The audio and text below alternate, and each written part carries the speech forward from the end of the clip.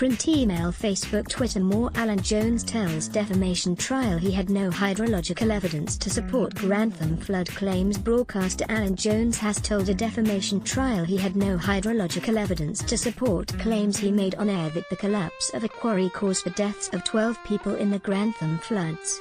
The Wagner family from Toowoomba is suing Jones in the Supreme Court in Brisbane, claiming he implied they were responsible for the deaths because they owned the quarry. They also claim Jones suggested in broadcasts that they stole airspace for their privately built Wellcamp airport at Toowoomba, and that it was corruptly approved. The court was previously told the Grantham Floods Commission of Inquiry exonerated the family of any responsibility for the deaths. Jones told the court on Monday he didn't accept the findings from the inquiry's Commissioner Walter Sofronoff QC. "My concern was the hydrology reports were not correct, not accurate, and therefore while I accepted what Mr. Sofronoff has said, I didn't accept the conclusions," Jones said. Under cross-examination by the Wagner's lawyer Tom Blackburn QC, Jones maintained his belief that the quarry was responsible for the deaths. Jones told the court, "I've said that many times. That's not news." Mr. Blackburn asked, "You had no hydrological evidence when you made this statement of fact on this day?" Jones replied, "No, I did not."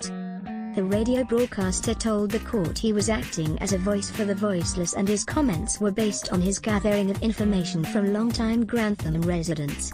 Jones told the court, "I have plenty of eyewitness evidence. These people were victims of a horrific disaster. I consulted with them like no one else had. I believed the stories they were telling me. I strongly worded my concerns, and I hold them today." After 3 days of evidence, the Wagner's lawyer finished his cross-examination with a fiery exchange with Jones. "You put the Wagners under siege, didn't you, in your succession of radio broadcasts?" Mr. Blackburn said. Jones replied, "Not at all, I just tried to deal with the facts as I saw them." Mr. Blackburn: "Your attacks on them were arrogant." Jones: "No." Mr. Blackburn: "Vicious." Jones: "No." Mr. Blackburn: "And baseless." Jones: "No." "You likened it to bribery, didn't you?" Earlier in the day, Jones was questioned about an email exchange in 2014 with Qantas CEO Alan Joyce to have the airline set up operations at the Wagner's private airport on the Darling Downs, west of Brisbane. The court heard Mr. Joyce wrote to Jones that the Wagner's offer to Qantas was commercially very attractive and one its competitor would have taken if provided the opportunity. Jones told the court, "It wasn't an orthodox commercial agreement."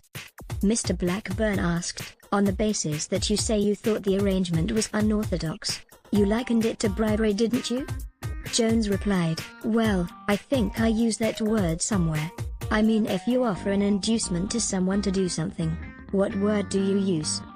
The broadcaster denied he was trying to bully Mr. Joyce to reject the Wagner's airport. "You were trying to convince or persuade Mr. Joyce not to fly into the airport," Mr. Blackburn suggested. "Not at all," Jones replied. The court heard Jones also approached Virgin Chief Executive Officer John Borghetti about concerns he held over the approval process of the Wellcamp airport.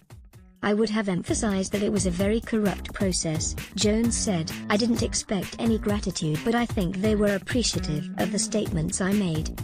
The Wagners are seeking $4.8 million in damages from Jones, Harbour Radio, 4BC and journalist Nicholas Cater. Print email Facebook Twitter